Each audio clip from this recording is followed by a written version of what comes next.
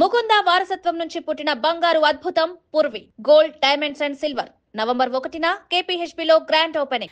AP inter board కీలక సంస్కరణల దిశగా అడుగులు వేస్తోంది. అందులో భాగంగా పరీక్షా విధానం, పాస్ మార్కుల్లోనూ మార్పులు చేస్తోంది. తాజా ప్రతిపాదనలను విద్యా మండలి అన్ని కాలేజీలకు వివరించింది.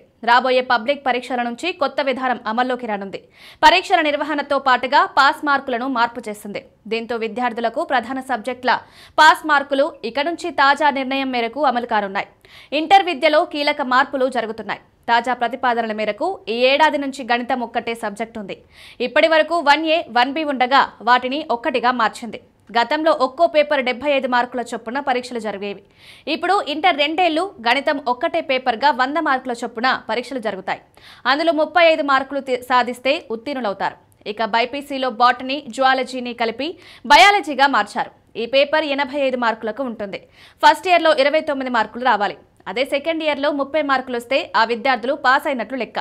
ఫిజిక్స్, కెమిస్ట్రీ సబ్జెక్టులోనూ ఇవే మార్కులు సాధించాల్సి ఉంటుంది.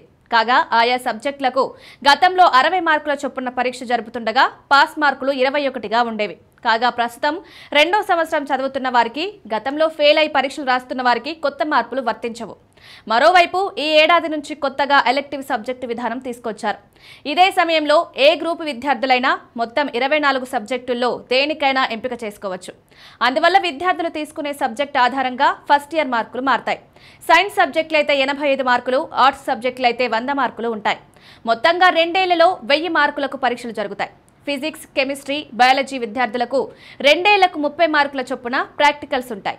ఎంపీసీ, బైపీసీ విద్యార్థులకు మరో వెసులుబాటు కూడా ఉంది. ఇదే సమయంలో అదనంగా మరో సబ్జెక్టు కూడా తీసుకొని చదవచ్చు. అయితే అవి మొత్తం మార్కుల్లో కలపరు. ఎంపీసీ విద్యార్థులు బయాలజీని, బైపీసీ విద్యార్థులు గణితంను మాత్రమే అదనపు సబ్జెక్టుగా తీసుకోవచ్చు.